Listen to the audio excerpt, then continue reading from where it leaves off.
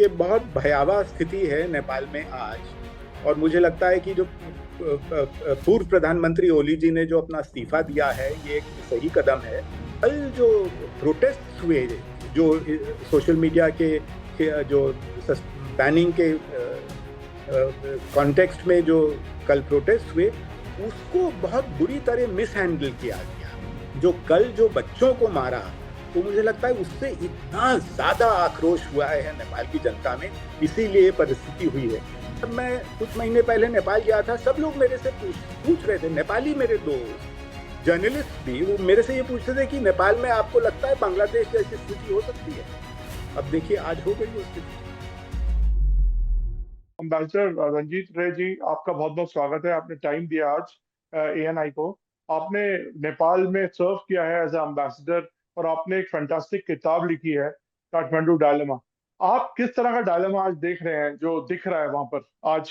जिस तरह से वहां आगजनी हो रही है, जिस तरह से वहां राइट्स जैसी सिचुएशन है पूरे नेपाल में। अब हमें पता चला है कि ओली साहब ने रिजाइन कर दिया है और हमने कई विजुअल्स, बहुत डिस्टर्बिंग विजुअल्स सामने आ रहे हैं जब लोग, मंत्री भाग रहे हैं, मंत्रियों की पिटाई कर रहे हैं लोग। तो ये क्या एक बिल्कुल ही एक अनरूली एटमॉस्फेयर बन गया है वहां पर। देखिए, ये बहुत भयावह स्थिति है नेपाल में आज। और मुझे लगता है कि जो पूर्व प्रधानमंत्री ओली जी ने जो अपना इस्तीफा दिया है, ये एक सही कदम है। और इसके बाद मैं उम्मीद करूंगा कि स्थिति में संयम और आएगा। पर हमारे लिए और भारत के लिए और आपके दर्शकों के लिए ये जानना जरूरी कि ये स्थिति आई क्यों नेपाल में। एक नेपाल जो भारत का इतना पड़ोसी देश है और हमारा बहुत घनिष्ठ संबंध है, खुली सीमा है, हमारा आना जाना ओपन है। हमेशा बोला जाता है रोटी बेटी का संबंध है। जी, तो ये क्यों स्थिति उत्पन्न हुई नेपाल में? इसके कई कारण हैं। एक प्रमुख कारण ये है कि जो सोशल मीडिया एप्स जो बंद कर दिए थे पिछली सरकार ने, ओली जी की सरकार ने, जिसकी वजह से जो यंग जनरेशन है, खासतौर जो जेन जी कहा जाता है, जो 15 से 30 साल के लोग हैं, वो लोग इससे बहुत नाराज हुए। और मुझे लगता है कि जो सरकार थी उस समय की, वो समझ नहीं पाई कि सोशल मीडिया का इम्पोर्टेंस कितना है लोगों की लाइव्स में और लोगों के रोजी रोटी के सिलसिले में, और नेपाल की कितनी जनसंख्या विदेशों में काम करती है, उनके लिए कितना इम्पोर्टेंट है। तो ये एक डिसीजन सही नहीं था। और इसके साथ साथ कल जो प्रोटेस्ट हुए, जो सोशल मीडिया के जो बैनिंग के कॉन्टेक्स्ट में जो कल प्रोटेस्ट हुए, उसको बहुत बुरी तरह मिस हैंडल किया गया। इसमें 19-20 नौजवानों की जानें गईं। और आज जो स्थिति हमने देखा, आपने कहा आगजनी हुई है, घरों में आगजनी है, मंत्रियों के और दफ्तरों में जो एक तो आगजनी। शॉट आया कि फाइनेंस मिनिस्टर को दौड़ा दौड़ा के वो भगा रहे हैं, कुछ जी ऐसे जी। विजुअल सामने आए। और ऐसा ही एक और वीडियो मैंने देखा जिसमें पूर्व प्रधानमंत्री शेरबहादुर देउबा, उनकी पत्नी जो अभी की विदेश मंत्री हैं, जो पिछली सरकार में विदेश मंत्री थी, उनको भी काफी बुरी तरह किया ट्रीटमेंट मिला है। तो इस तरह की जो स्थिति है, ये रिएक्शन है जो कल हुआ था। जो कल जो बच्चों को मारा, तो मुझे लगता है उससे इतना ज्यादा आक्रोश हुआ है नेपाल की जनता में, इसीलिए ये परिस्थिति हुई है। और ये मैं क्या एक नेपाल और की भी। लीडरशिप इसको, क्या हाँ नेपाल जी। की लीडरशिप पहचान नहीं पाई इस गुस्से को जो अंडर करंट था? मुझे यही लगता है कि वो अंडर एस्टिमेट, उनको लगा कि हमारी तो देखिए बहुत बड़ा कोalition है, दोनों बड़ी पार्टीज इकट्ठे हो गई थी पार्लियामेंट में, तो पूरा हम कंट्रोल करते हैं, कोई कुछ नहीं कर सकता। तो उन्होंने ये अंडर एस्टिमेट किया कि जनता में आक्रोश कितना है।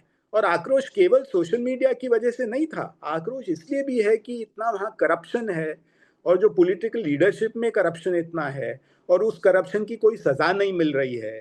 कुछ लोगों का ये भी ख्याल था कि दोनों बड़ी पार्टीज जो हैं इकट्ठी हुई हैं ताकि जो करप्शन के चार्जेस हैं इनके लीडर्स के खिलाफ, उनको दबाया जा सके। और दूसरा ये भी था कि जो पॉलिटिकल लीडर्स हैं, उनके बच्चे जो हैं, वो लोग सोशल मीडिया में बड़ा एक्टिव थे, अपनी लाइफस्टाइल दिखाते थे कि इतनी लग्जरी की लाइफ है हमारी। और आम जनता जो थी, जो इतनी मेहनत और परिश्रम से अपनी रोजी रोटी कमा रही थी, वो लोग बहुत नाराज थे इससे। तो इस तरह की चीजों से भी आक्रोश जो है बहुत बढ़ा नेपाल में। और ये जो है नेपाल की लीडरशिप बिल्कुल अंडर एस्टिमेट कर गई ये और उसको। आपको कभी लगता था कि इस तरह से कुछ हो सकता है नेपाल में, क्योंकि देखिए, आपने मुझे वहां सर्व हमेशा, किया है? जब मैं कुछ महीने पहले नेपाल गया था, सब लोग मेरे से पूछ रहे थे, नेपाली मेरे दोस्त जर्नलिस्ट भी वो मेरे से ये पूछते थे कि नेपाल में आपको लगता है बांग्लादेश जैसी स्थिति हो सकती है? अब देखिए आज हो गई वो स्थिति। तो ये काफी रिजेंबल करती है श्रीलंका और बांग्लादेश जैसी सिचुएशन अब को। ये तो मैं नहीं कह सकता, हर हर कंट्री का अपना अलग कॉन्टेक्स्ट होता है, बट नेचुरली इम्पैक्ट तो होता ही है। देखिए हम लोग सभी एक ही रीजन में रहते हैं, और अब तो दुनिया जो है ग्लोबल विलेज है, तो जो और जगह हो रहा है उसका इम्पैक्ट तो होता ही है। मेरे ख्याल से ये दुनिया में पहली सरकार होगी जो सीधे प्रत्यक्ष तौर पे सोशल मीडिया की बैनिंग की वजह से चली गई, ये बोल जो सकते हैं। हाँ हो सकता है जी, बिल्कुल। तो इतना ये अंडर एस्टिमेट किया कि जो सिग्निफिकेंस है सोशल मीडिया का, आप तो मीडिया सेक्टर से हैं, जो सोशल मीडिया का जो सिग्निफिकेंस है नेशनल लाइफ में, उसको अब कोई अंडर एस्टिमेट नहीं कर सकता। बहुत इंपॉर्टेंट पॉइंट है सर ये। जी जी जी। ये काफी इंपॉर्टेंट पॉइंट है कि सरकारें बोनी हो गई हैं सोशल मीडिया की पावर के आगे।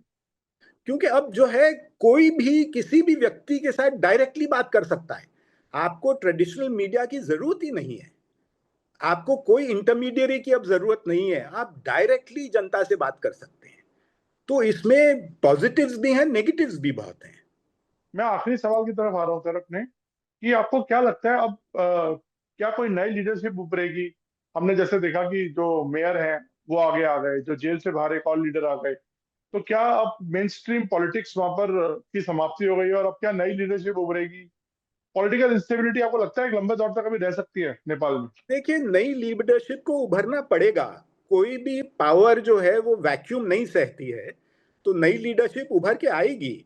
और नई लीडरशिप नए फोर्सेस की हो सकती है, पुराने फोर्सेस में जो एक्सेप्टेबल फेसेस हैं उनकी हो सकती है।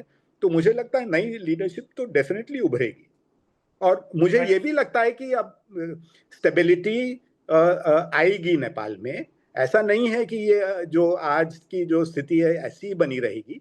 अब लोग कह रहे हैं कि बिल्कुल काम होना चाहिए और ये सब बंद होना चाहिए, तो मुझे लगता है कि अब परिस्थिति सुधरेगी। धन्यवाद sir, thank you so much for talking to us sir. धन्यवाद, थैंक यू।